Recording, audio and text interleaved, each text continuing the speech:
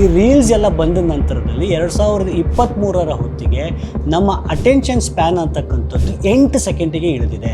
ನೀವು ರೀಲ್ಸ್ ನೋಡಿದ ನಂತರ ಯಾವುದಾದ್ರೂ ಒಂದು ಕೆಲಸಕ್ಕೆ ಗಮನ ಕೊಟ್ಟು ಕೆಲಸ ಮಾಡಬೇಕು ಅಂತ ಹೇಳಿದರೆ ಕನಿಷ್ಠ 23 ನಿಮಿಷ 15 ಸೆಕೆಂಡ್ ಹಿಡಿಸ್ತದೆ ಅಂತ ಹೇಳ್ಬಿಟ್ಟು ವರದಿ ಹೇಳ್ತಾ ಇದೆ.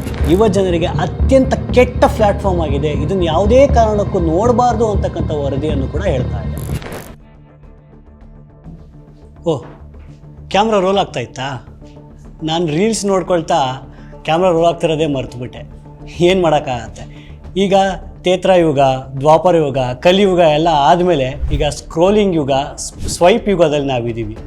ಸೊ ಇಂಥ ಟೈಮ್ನಲ್ಲಿ ಈ ಥರ ಎಲ್ಲ ಆಗೋದು ಕಾಮನ್ ಅಂತ ಅನಿಸುತ್ತೆ. ನಿಮಗೂ ಹೀಗೆ ಆಗುತ್ತಾ? ಒಂದು 5-10 ನಿಮಿಷ ರೀಲ್ಸ್ ನೋಡೋಣ, ಆಮೇಲೆ ಕೆಲಸ ಮಾಡೋಣ ಅಂತ ಅಂದ್ಕೊಂಡು ಆಮೇಲೆ ಟೈಮ್ ನೋಡಿದರೆ 2-3 ಗಂಟೆನೇ ಆಗೋಗಿರುತ್ತಾ? ಅಷ್ಟೇ ಯಾಕೆ ಒಂದೊಂದ್ಸಲ ಮಲ್ಕೊಂಡಿದ್ದಾಗ 1-2 ರೀಲ್ಸ್ ನೋಡಿ ನಿದ್ದೆ ಮಾಡೋಣ ಅಂತ ಅಂದ್ಕೊಳ್ತಾ ಇರ್ತೀರಾ. ಆಮೇಲೆ ಸ್ವಲ್ಪ ಹೊತ್ತೊಂದು 5-10 ನಿಮಿಷ ಆಗಿದೆ ಅಂತ ಟೈಮ್ ನೋಡಿದರೆ ಬೆಳಗಿನ ಜಾವ 2 ಗಂಟೆನೇ ಆಗಿರ್ಬೋದು. ಇದು ನಿಮಗೆ ಒಬ್ಬರಿಗೆ ಮಾತ್ರ ಈ ಥರ ಆಗ್ತಿರ್ತಕ್ಕಂಥದ್ದಲ್ಲ. ವರದಿಯ ಪ್ರಕಾರ ನಮ್ಮ ದೇಶದಲ್ಲಿ ಪ್ರತಿಯೊಬ್ಬರು ಒಂದು ದಿನಕ್ಕೆ ತಮ್ಮ ಫೋನನ್ನು 58 ಬಾರಿ ಓಪನ್ ಮಾಡಿ ನೋಡ್ತಾರೆ ಅಂತ ವರದಿ ಹೇಳ್ತಾ ಇದೆ. ಹಾಗಾದರೆ ಈ ರೀಲ್ಸನ್ನು ನೋಡ್ತಾ ಇದ್ದರೆ ನಿಲ್ಸಕ್ಕೆ ಯಾಕಾಗಲ್ಲ? ಈ ರೀಲ್ಸ್ ನೋಡೋದು ಒಂದು ಅಡಿಕ್ಷನ್ನ? ಈ ರೀಲ್ಸ್ ನೋಡ್ತಾ ಇದ್ದರೆ ಇದರಿಂದ ಆಗುವಂಥ ಅಪಾಯಕಾರಿ ಬೆಳವಣಿಗೆಗಳೇನು? ಇದರಿಂದ ಹೊರಗೆ ಬರೋದು ಹೇಗೆ? ಇದ್ರ ಬಗ್ಗೆ ಇವತ್ತು ನಾವು ಮಾತಾಡೋಣ. ಮೊದಲನೇದಾಗಿ, ಈ ರೀಲ್ಸ್ ಅನ್ನೋದು ಒಂದು ಅಡಿಕ್ಷನ್ನ? ಈ ಅಡಿಕ್ಷನ್ ಅಂದರೆ ಏನು ಅನ್ನೋದ್ರ ಬಗ್ಗೆ ನೋಡೋಣ. ಈ ರೀಲ್ಸ್ ಒಂದು ಅಡಿಕ್ಷನ್ ಅಂತೇಳ್ಬಿಟ್ಟು ನೋಡೋಕ್ಕೂ ಮುಂಚೆ ಇದ್ರ ಹಿಂದೆ ಇರ್ತಕ್ಕಂಥ ಒಂದು ಸೈಕಾಲಜಿಯನ್ನು ನೋಡಬೇಕಾಗ್ತದೆ. ಈ ರೀಲ್ಸನ್ನ ಯಾವ ರೀತಿ ಡೆವಲಪ್ ಮಾಡಿರ್ತಾರೆ ಅಂತ ಹೇಳಿದರೆ, ಇದನ್ನು ಇಂಟರ್ಮಿಟೆಂಟ್ ರೀಎನ್ಫೋರ್ಸ್ಮೆಂಟ್ ಕಾನ್ಸೆಪ್ಟಲ್ಲಿ ಡೆವಲಪ್ ಮಾಡಲಾಗಿರ್ತದೆ. ಇದು ಯಾವ ರೀತಿ ಕೆಲಸ ಮಾಡುತ್ತೆ ಅಂತ ಹೇಳಿದರೆ, ನೀವು ಕೆಸಿನೋದಲ್ಲಿ ಗ್ಯಾಂಬ್ಲಿಂಗ್ ಆಡೋಕ್ಕೆ ಹೋದಾಗ ಅಥವಾ ಜೂಜ್ ಆಡ್ತಾ ಇದ್ದಾಗ ನಿಮಗೆ ಯಾವ ರೀತಿ ಅಂತ ಮನೋಭಾವ ಇರುತ್ತಲ್ಲ, ಆ ಥರದ ಮನೋಭಾವವನ್ನು ಈ ರೀಲ್ಸ್ ನೋಡ್ತಾ ಇರಬೇಕಾದ್ರೆ ನಿಮಗೆ ಡೆವಲಪ್ ಆಗುತ್ತೆ. ಅಂತ ಹೇಳಿದರೆ, ನೀವು ಇದರಲ್ಲಿ ಗೆಲ್ತೀವಿ, ಏನಾದರೂ ಒಂದು ರಿವಾರ್ಡ್ ಸಿಗುತ್ತೆ ಅಂತೇಳ್ಬಿಟ್ಟು ನಿಮ್ಗೆ ಅನಿಸ್ತಾ ಇರುತ್ತೆ, ಆ ಥರದೊಂದು ಹುಚ್ಚು ಹಿಡ್ದಿರುತ್ತೆ. ಆದರೆ ಅದು ಯಾವಾಗ ಸಿಗುತ್ತೆ ಅಂತ ಮಾತ್ರ ನಿಮಗೆ ಗೊತ್ತೇ ಇರಲ್ಲ. ಸೊ ಆ ರೀತಿಯಾಗಿ ಇದನ್ನು ಡೆವಲಪ್ ಮಾಡಿರ್ತಾರೆ. ಸೊ ಈ ಆನ್ಲೈನ್ ಬೆಟ್ಟಿಂಗು, ಈ ಗ್ಯಾಂಬ್ಲಿಂಗ್ ಎಲ್ಲ ಹೇಗೆ ನಡೆಯುತ್ತೆ ಅಂತ ನಿಮಗೆ ತಿಳ್ಕೊಳ್ಬೇಕು ಅಂತ ಹೇಳಿದರೆ ಅದ್ರ ಮೇಲೆ ಇನ್ನೊಂದು ವಿಡಿಯೋ ಇದೆ, ಈ ಐ ಬಟನ್ ಮೇಲೆ ನೀವು ಕ್ಲಿಕ್ ಮಾಡಿ ನೋಡ್ಬೋದು. ಇದೆಲ್ಲದಕ್ಕಿಂತ ಮುಂಚೆ ನಮ್ಮ ಮೆದುಳಿನಲ್ಲಿ ಒಂದು ಕೆಮಿಕಲ್ ರಿಯಾಕ್ಷನ್ ಆಗ್ತದೆ, ಒಂದು ಕೆಮಿಕಲ್ ರಿಲೀಸ್ ಆಗ್ತದೆ, ಅದನ್ನು ಡೊಪಮೈನ್ ಅಂತ ಕರೀತಾರೆ. ಅಂತ ಹೇಳಿದರೆ ಈ ಕೆಮಿಕಲ್ ನಮ್ಮ ಮೆದುಳಿನಲ್ಲಿ ರಿಲೀಸ್ ಆಗೋದು ಯಾವಾಗಪ್ಪ ಅಂತ ಹೇಳಿದರೆ, ನಮಗೆ ತುಂಬ ಖುಷಿಯಾದಾಗ, ಉನ್ಮಾದ ಹೆಚ್ಚಾದಾಗ, ಅಥವಾ ಇದು ರಿಲೀಸ್ ಆದಾಗ ನಿಮಗೆ ಬಹಳ ಖುಷಿ ಆಗ್ತಾ ಹೋಗ್ತದೆ. ಈ ಡೊಪಮೈನನ್ನು ಬಂಡವಾಳ ಮಾಡಿಕೊಂಡು ಈ ಸೋಷಿಯಲ್ ಮೀಡಿಯಾ ಸೈಟ್ಸ್ಗಳು ರೀಲ್ಸನ್ನು ಡೆವಲಪ್ ಮಾಡಿದೆ ಅಂತ ಹೇಳಿದ್ರು ತಪ್ಪಾಗಲ್ಲ. ನೇಚರ್ ಪಬ್ಲಿಕೇಶನ್ಸ್ ವರದಿಯ ಪ್ರಕಾರ ಈ ರೀಲ್ಸನ್ನು ಯಾವ ರೀತಿ ಡೆವಲಪ್ ಮಾಡಲಾಗಿದೆ ಅಂತ ಹೇಳಿದರೆ, ಈ ವರದಿ ಹೇಳೋದು ಏನು ಅಂತ ಹೇಳಿದರೆ, ನಿಮಗೆ ಗ್ಯಾಂಬ್ಲಿಂಗ್ ಆಡ್ತಾ ಇರಬೇಕಾದ್ರೆ ಒಂದು ರಿವಾರ್ಡ್ ಬರುತ್ತಲ್ಲ, ಅವಾಗ ಯಾವ ರೀತಿಯಾದಂಥದ್ದು ಖುಷಿ ಆಗುತ್ತೆ, ಅಥವಾ ಒಂದು ರಿವಾರ್ಡ್ ಸಿಗುತ್ತೆ ಅಂತೇಳ್ಬಿಟ್ಟು ನೀವು ಕೇಳುವಂಥ ಸುದ್ದಿಗಿಂತ ಹೆಚ್ಚಿನದಾಗಿ ನಿಮಗೆ ರಿವಾರ್ಡೇ ಸಿಕ್ಕಿಬಿಟ್ರೆ ಬಹಳ ಖುಷಿ ಆಗುತ್ತೆ. ಸೊ ಆ ಥರದ ಖುಷಿಯನ್ನು ಈ ಚಿಕ್ಕ ಚಿಕ್ಕ ಶಾರ್ಟ್ ವಿಡಿಯೋಸ್ ಅಂದರೆ ರೀಲ್ಸ್ಗಳು ನಿಮಗೆ ಕೊಡ್ತಾ ಹೋಗುತ್ತೆ. ಯಾಕೆ ಅಂತ ಹೇಳಿದ್ರೆ, ಇದು ತುಂಬ ಕಡಿಮೆ ಸ್ಪ್ಯಾನಲ್ಲಿ ನಡೀತಾ ಇರುತ್ತೆ. ನಿಮಗೆ ನೆಕ್ಸ್ಟ್ ಏನು ಬರುತ್ತೆ ಅಂತ ಗೊತ್ತಿರಲ್ಲ. ಆ ರೀತಿಯಾಗಿರ್ತಕ್ಕಂಥ ಬೇರೆ ಬೇರೆ ವೀಡಿಯೋಸ್ಗಳು ನೀವು ಸ್ಕ್ರಾಲ್ ಮಾಡ್ತಾ ನಿಮಗೆ ಬರ್ತಾ ಇರುತ್ತೆ. ನಿಮಗೆ ಯೋಚನೆ ಮಾಡೋಕ್ಕೆ ಟೈಮೇ ಕೊಡೋದಿಲ್ಲ. ಯಾಕೆ ಅಂತೇಳಿದ್ರೆ, ನೀವು ಯೋಚನೆ ಮಾಡೋ ಹೊತ್ತಿಗೆ ಆ ರೀಲೇ ಮುಗಿದೋಗಿರುತ್ತೆ. ಒಮ್ಮೊಮ್ಮೆ ಆ ರೀಲ್ಸ್ ಏನು ಅಂತ ನಿಮಗೆ ಅರ್ಥ ಆಗಿಲ್ಲ ಅಂತ ಅಂದಾಗ ನೀವು ರಿಪೀಟಾಗಿ ಮತ್ತೆ ನೋಡುವಂಥ ಸಂದರ್ಭವೂ ಕೂಡ ಬರ್ತಾ ಹೋಗುತ್ತೆ. ಸೊ ಒಟ್ಟಾರೆ ಇದರಿಂದ ನಿಮ್ಗೆ ಏನಾಗುತ್ತೆ ಅಂತ ಹೇಳಿದ್ರೆ, ಹೆಚ್ಚು ಯೋಚನೆ ಮಾಡೋಕ್ಕೆ ಹೋಗದೆ ನಿಮಗೆ ಬೇಕಾಗಿರ್ತಕ್ಕಂಥ ಖುಷಿಯನ್ನು ಪದೇ ನೋಡ್ತಾ ಹೋಗ್ತೀರಿ. ಅದಕ್ಕೋಸ್ಕರನೇ ಈ ರೀಲ್ಸ್ಗೂ ಕೂಡ ಯಾವ ರೀತಿಯಾದಂಥ ವಿಷಯದ ಆಧಾರದ ಮೇಲೆ ರೀಲ್ಸ್ನ ನೀವು ನೋಡಿರ್ತೀರೋ ಅದೇ ಥರ ರೀಲ್ಸ್ ಹೆಚ್ಚು ನಿಮಗೆ ಫೀಡ್ ಮಾಡ್ತಾ ಹೋಗ್ತಾರೆ. ಉದಾಹರಣೆಗೆ, ನೀವು ಫನ್ನಿ ವೀಡಿಯೋಸನ್ನು ನೋಡ್ತಾ ಇದ್ದರೆ ಅಥವಾ ಡ್ಯಾನ್ಸ್ ವೀಡಿಯೋಸನ್ನು ನೀವು ನೋಡಿದರೆ, ನಿಮ್ಮ ಮೊಬೈಲ್ನಲ್ಲಿ ಕ್ಷಣ ಮಾತ್ರದಲ್ಲೇ ಬರೀ ಆ ವಿಷಯಕ್ಕೆ ಸಂಬಂಧಪಟ್ಟಂಥ ರೀಲ್ಸ್ಗಳೇ ನಿಮ್ಮಲ್ಲಿ ತುಂಬ ಹೋಗ್ತದೆ. ಸೊ ಈ ರೀತಿಯಾಗಿರ್ತಕ್ಕಂಥ ರೀಲ್ಸ್ನ ನೀವು ನೋಡ್ತಾ ಹೋದಂಗೆ ನಿಮ್ಮ ಮೆದುಳಿನಲ್ಲಿ ಡೊಪಮೈನ್ ಅಂತಕ್ಕಂಥದ್ದು ಹೊಸ ರಿವಾರ್ಡ್ಸನ್ನು ಕೊಡಲಿಕ್ಕೆ ಶುರು ಮಾಡ್ತಾ ಹೋಗುತ್ತೆ.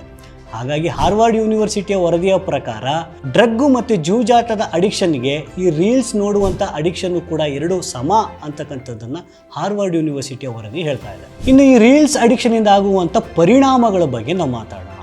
ಮೊದಲನೇದಾಗಿ, ಗಮನ ಹರಿಸುವಂಥ ಶಕ್ತಿ. ಈ ಗಮನ ಹರಿಸುವ ಶಕ್ತಿ ಯಾವ ಲೆವೆಲ್ಗೆ ಕಡಿಮೆ ಆಗ್ತಾ ಹೋಗ್ತಾ ಇದೆ ಅಂತ ಹೇಳಿದರೆ, ಈ ರೀಲ್ಸ್ ಎಲ್ಲ ಬಂದ ನಂತರದಲ್ಲಿ 2023ರ ಹೊತ್ತಿಗೆ ನಮ್ಮ ಅಟೆನ್ಷನ್ ಸ್ಪ್ಯಾನ್ ಅಂತಕ್ಕಂಥದ್ದು 8 ಸೆಕೆಂಡಿಗೆ ಇಳಿದಿದೆ. ಈ 8 ಸೆಕೆಂಡ್ ಎಷ್ಟು ಕಡಿಮೆ ಅಂತ ಹೇಳಿದರೆ, ಒಂದು ಜೆಲ್ಲಿ ಫಿಶ್ನ ಅಟೆನ್ಷನ್ ಸ್ಪ್ಯಾನ್ ಎಷ್ಟಿರ್ತದೋ ಅಷ್ಟು ಕಡಿಮೆಗೆ ಇವತ್ತು ಮನುಷ್ಯರ ಅಟೆನ್ಷನ್ ಸ್ಪ್ಯಾನ್ ಅಂತಕ್ಕಂಥದ್ದು ಇಳಿದು ಹೋಗಿದೆ. ಇದೆಲ್ಲವೂ ರೀಲ್ಸ್ ನೋಡಿದಂಥ ಪರಿಣಾಮವೂ ಆಗಿದೆ ಅಂತಕ್ಕಂಥದ್ದನ್ನು ವರದಿ ಹೇಳ್ತಾ ಇದೆ. ನಿಮ್ಮ ಈ ದಿನ .com ನಮ್ಮ ಕರ್ನಾಟಕ ಎಂಬ ವಿಶೇಷ ಸಂಚಿಕೆಯನ್ನು ನಿಮಗಾಗಿಯೇ ಹೊರತಂದಿದೆ. ಕರ್ನಾಟಕದ 50 ವರ್ಷಗಳ ಎಲ್ಲ ವಿಷಯಗಳನ್ನು ಒಮ್ಮೆಗೆ ಓದಿ ನಿಮ್ಮ ಮಕ್ಕಳಿಗೂ ಓದಿಸಿ. ಇನ್ನೇಕೆ ತಡ, ಕರೆ ಮಾಡಿ ಅತ್ಯುತ್ತಮ ಪುಸ್ತಕವನ್ನು ನಿಮ್ಮದಾಗಿಸಿಕೊಳ್ಳಿ. ನೋಡಿ, ಶಾಲಾ ಕಾಲೇಜಿನಲ್ಲಿ ವಿದ್ಯಾರ್ಥಿಗಳು ಓದಲಿಕ್ಕೆ ಅಂತ ಹೇಳಿ ಒಂದು ವಿಷಯಕ್ಕೆ ಲೆಕ್ಚರರ್ಸ್ ಬಂದು ಪಾಠ ಮಾಡಲಿಕ್ಕೆ ನಿಗದಿ ಮಾಡಿರ್ತಕ್ಕಂಥ ಸಮಯ 40 ನಿಮಿಷ. 40 ನಿಮಿಷದಲ್ಲಿ ಒಂದು ವಿಷಯವನ್ನು ಸ್ವಲ್ಪ ನೀವು ಅಟೆಂಟಿವ್ ಆಗಿ ಕೇಳಲಿಕ್ಕೆ ಸಾಧ್ಯತೆ ಇದೆ ಅನ್ನೋ ಒಂದು ನಿರ್ಧಾರದ ಮೇಲೆ ಈ ಒಂದು 40 ನಿಮಿಷವನ್ನು ಫಿಕ್ಸ್ ಮಾಡಿದ್ದಾರೆ. ಆದರೆ ನಿಮ್ಮ 8 ಸೆಕೆಂಡಿಗೆ ಇವಾಗ ನೀವು ಗಮನ ಹರಿಸುವಂಥ ಶಕ್ತಿ 8 ಸೆಕೆಂಡ್ಗೆ ಇಳಿದಿದೆ ಅಂತ ಹೇಳಿದರೆ ವಿಚಾರದ ಆಳ ಮತ್ತು ಅಗಲವನ್ನು ಯಾವ ರೀತಿ ಕಲೀಲಿಕ್ಕೆ ಸಾಧ್ಯತೆ ಆಗ್ತದೆ? ಬರೀ ಇನ್ಫಾರ್ಮೇಷನನ್ನು ತಗೊಳ್ಳಿಕ್ಕೆ ಮಾತ್ರ ಸಾಧ್ಯ ಆಗುತ್ತೆ ಹೊರತು ನೀವು ಒಂದು ವಿಷಯವನ್ನು ಡೀಪಾಗಿ ಅಧ್ಯಯನ ಮಾಡಲಿಕ್ಕೆ ಸಾಧ್ಯವೇ ಇಲ್ಲದೆ ಇರುವಂಥ ಪರಿಸ್ಥಿತಿಯಲ್ಲಿ ನಮ್ಮ ದೇಶದ ಯುವ ಜನರು ಇವತ್ತು ಹೋಗ್ತಾ ಇದ್ದಾರೆ. ಇನ್ನು ಎರಡನೇದು, ಸಮಯ ವ್ಯರ್ಥ ಆಗ್ತಿರ್ತಕ್ಕಂಥದ್ದು. ಸಮಯ ಎಷ್ಟು ಹೋಗ್ತಾ ಇದೆ ಅಂತ ಹೇಳಿದರೆ ನೀವೇ ಗಮನಿಸಿರ್ಬೋದು. ನಮ್ಮ ಮೊಬೈಲ್ನಲ್ಲಿ ಸ್ಕ್ರೀನ್ ಟೈಮನ್ನು ನೋಡಿದರೆ ಇವತ್ತು 6 ಗಂಟೆ 7 ಗಂಟೆವರೆಗೂ ಹೋಗ್ತಾ ಇರ್ತಕ್ಕಂಥದ್ದು ಬಹಳ ಕಾಮನ್ ಆಗೋಗಿದೆ. ವರದಿಯ ಪ್ರಕಾರ ಇಡೀ ಪ್ರಪಂಚದಲ್ಲಿ ಅತ್ಯಂತ ಹೆಚ್ಚು ಸೋಷಿಯಲ್ ಮೀಡಿಯಾದಲ್ಲಿ ರೀಲ್ಸ್ ನೋಡ್ತಿರ್ತಕ್ಕಂಥವ್ರು ನಮ್ಮ ಭಾರತದ ಯುವ ಜನರೇ ಹೆಚ್ಚಾಗಿದ್ದಾರೆ. ಅದರಲ್ಲೂ ಪ್ರತಿದಿನ ಈ ರೀಲ್ಸನ್ನು ನೋಡಲಿಕ್ಕೆ 2 ಗಂಟೆ 36 ನಿಮಿಷವನ್ನು ಕಳೀತಾ ಇದ್ದಾರೆ. ಇನ್ನೊಂದು ಭಾಳ ದೊಡ್ಡ ಆಘಾತಕಾರ ಸುದ್ದಿ ಏನಪ್ಪ ಅಂತ ಹೇಳಿದರೆ, ನೀವು ರೀಲ್ಸ್ ನೋಡಿದ ನಂತರ ಯಾವುದಾದ್ರೂ ಒಂದು ಕೆಲಸಕ್ಕೆ ಗಮನ ಕೊಟ್ಟು ಕೆಲಸ ಮಾಡಬೇಕು ಅಂತ ಹೇಳಿದರೆ ಆ ರೀಲ್ಸ್ನ ಮೂಡಿನಿಂದ ಹೊರಗೆ ಬರಲಿಕ್ಕೆ ಕನಿಷ್ಠ 23 ನಿಮಿಷ 15 ಸೆಕೆಂಡ್ ಹಿಡಿಸ್ತದೆ ಅಂತ ಹೇಳ್ಬಿಟ್ಟು ವರದಿ ಹೇಳ್ತಾ ಇದೆ. ಇನ್ನು ಮೂರನೇದು, ಮಾನಸಿಕ ಆರೋಗ್ಯದ ಮೇಲೆ ಬೀರುವಂಥ ಪರಿಣಾಮ. ಇದಂತೂ ನಿಮಗೆ ಕೇಳಿದರೆ ಭಯನೇ ಹುಟ್ಟಿಸುವಂಥ ವರದಿಗಳು ನಮ್ಮ ಮುಂದೆ ಬರ್ತಾ ಇದೆ. ಇನ್ಸ್ಟಾಗ್ರಾಮ್ ಅವರೇ ಮಾಡಿದಂಥ ಆಂತರಿಕ ಸಮೀಕ್ಷೆ ಫೇಸ್ಬುಕ್ ಪೇಜ್ನಲ್ಲಿ ದೊಡ್ಡ ವೈರಲ್ ಆಗಿತ್ತು. ಅದರ ಸಮೀಕ್ಷೆ ಆಧಾರದ ಮೇಲೆ ರೀಲ್ಸ್ ಎಲ್ಲ ಹೆಚ್ಚು ಪಾಪ್ಯುಲರ್ ಆದ ಮೇಲೆ 32% ಹೆಣ್ಣು ಮಕ್ಕಳು ತಮ್ಮ ಲುಕ್ಸ್ ಚೆನ್ನಾಗಿಲ್ಲ, ತಮ್ಮ ಬಾಡಿ ಇಮೇಜ್ ಚೆನ್ನಾಗಿಲ್ಲ, ನಾನು ಚೆನ್ನಾಗಿ ಕಾಣ್ತಾ ಇಲ್ಲ ಅಂತಕ್ಕಂಥ ಕೀಳಿರಿಮೆಯನ್ನು 32% ಹೆಣ್ಮಕ್ಳು ಹೊಂದಿದ್ದಾರೆ. ಅದಕ್ಕೋಸ್ಕರನೇ ರಾಯಲ್ ಸೊಸೈಟಿ ಫಾರ್ ಪಬ್ಲಿಕ್ ಹೆಲ್ತ್ನ ವರದಿ ಏನು ಹೇಳ್ತದೆ ಅಂತ ಹೇಳಿದರೆ, ಯುವ ಜನರ ಮಾನಸಿಕ ಆರೋಗ್ಯದ ಮೇಲೆ ಪರಿಣಾಮ ಬೀರ್ತಿರೋದನ್ನು ಗಮನಿಸಿ ಅವ್ರು ಹೇಳೋದೇನು ಅಂತ ಹೇಳಿದ್ರೆ, ಇನ್ಸ್ಟಾಗ್ರಾಮ್ ಮತ್ತು ಸ್ನ್ಯಾಪ್ಚಾಟ್ ಅಂತಕ್ಕಂಥದ್ದು ಯುವ ಜನರಿಗೆ ಅತ್ಯಂತ ಕೆಟ್ಟ ಪ್ಲ್ಯಾಟ್ಫಾರ್ಮ್ ಆಗಿದೆ, ಇದನ್ನು ಯಾವುದೇ ಕಾರಣಕ್ಕೂ ನೋಡಬಾರ್ದು ಅಂತಕ್ಕಂಥ ವರದಿಯನ್ನು ಕೂಡ ಹೇಳ್ತಾ ಇದೆ. ಇನ್ನು ಆಂಗ್ಸೈಟಿ, ಡಿಪ್ರೆಷನ್ ವಿಚಾರವನ್ನು ನಾನು ಹೇಳಬೇಕಾಗಿಯೇ ಇಲ್ಲ, ನಿಮಗೆ ಗೊತ್ತಿರುತ್ತೆ ಅಂತ ನಾನು ಭಾವಿಸ್ತೇನೆ. ಇದು 3 ಗಂಟೆಗೂ ಹೆಚ್ಚಿನ ಕಾಲ ಮೊಬೈಲ್ನಲ್ಲಿ ರೀಲ್ಸ್ ನೋಡ್ತಿರ್ತಕ್ಕಂಥವ್ರಿಗೆ ಹೆಚ್ಚು ಆಂಗ್ಸೈಟಿ ಅಂದರೆ ಭಯ ಹುಟ್ಟಿಸುವಂಥ, ಚಿಕ್ಕದಕ್ಕೂ ತೀರ್ಮಾನ ತಗೊಳ್ಳಿಕ್ಕೆ ಕಷ್ಟ ಆಗುವಂಥ, ಡಿಪ್ರೆಷನ್ಗೆ ಹೋಗುವಂಥ ಹಲವಾರು ಕೇಸ್ಗಳು ಇವಾಗ ಗಂಭೀರ ಸ್ಥಿತಿಗೆ ಹೋಗ್ತಾ ಇರ್ತಕ್ಕಂಥದ್ದು ನಾವು ನೋಡಿದ್ದೀವಿ.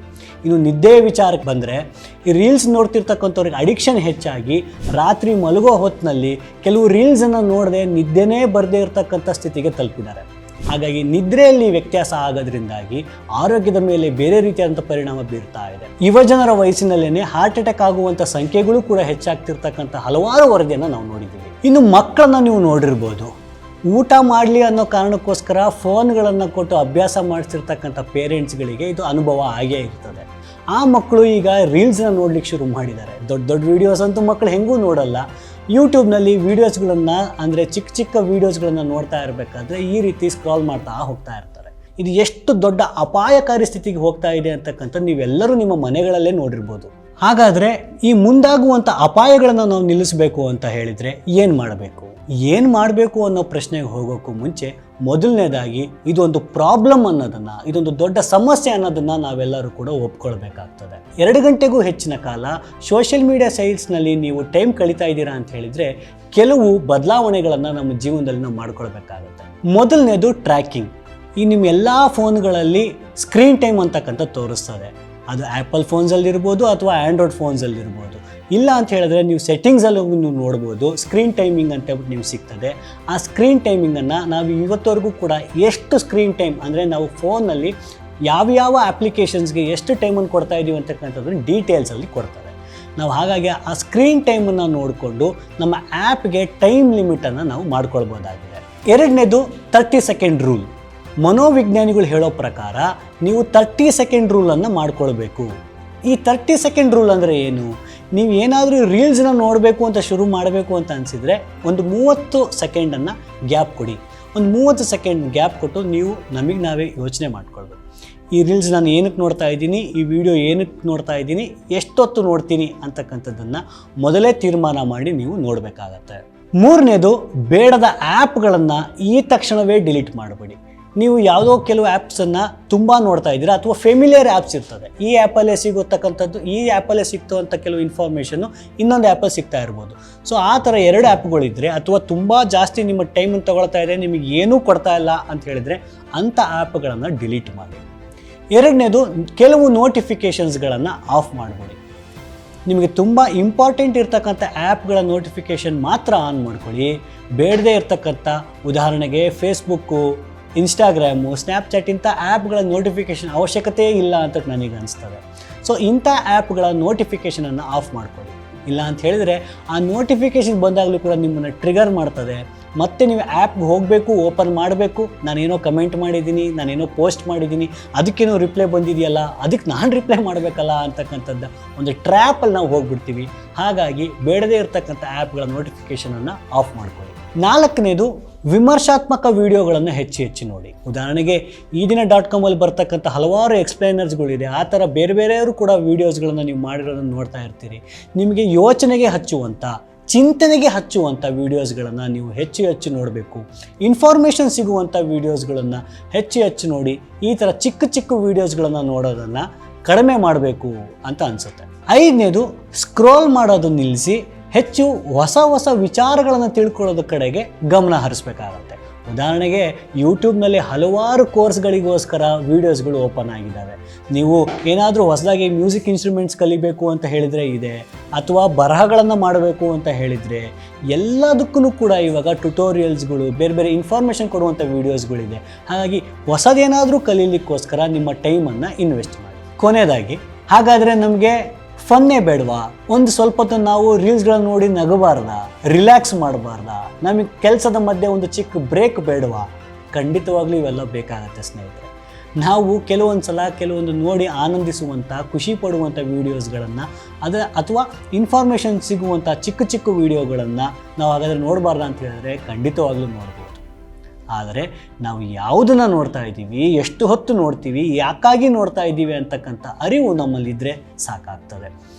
ಅದು ಅಲ್ಲದೆ ಬಹಳ ಮುಖ್ಯವಾಗಿ ಏನಪ್ಪ ಅಂತ ಹೇಳಿದರೆ, ಸಿಕ್ಕಿದ್ದೆಲ್ಲವನ್ನೂ ಕೂಡ ನಮ್ಮ ತಲೆಯಲ್ಲಿ ತುಂಬಿಕೊಳ್ಳೇಬೇಕು ಅಂತಕ್ಕಂಥ ಯಾವುದೇ ಕಾನೂನು ಇಲ್ಲ.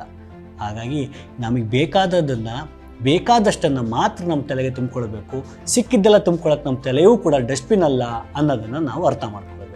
ಸೊ ನಿಮಗೆ ಸರಿ ಅಂತ ಅನಿಸಿದರೆ ಈ ವಿಡಿಯೋನ ನೀವು ಫ್ರೆಂಡ್ಸ್ಗೆ ಶೇರ್ ಮಾಡಿ, ನೀವು ಫ್ಯಾಮಿಲಿಯವ್ರಿಗೂ ಶೇರ್ ಮಾಡಿ.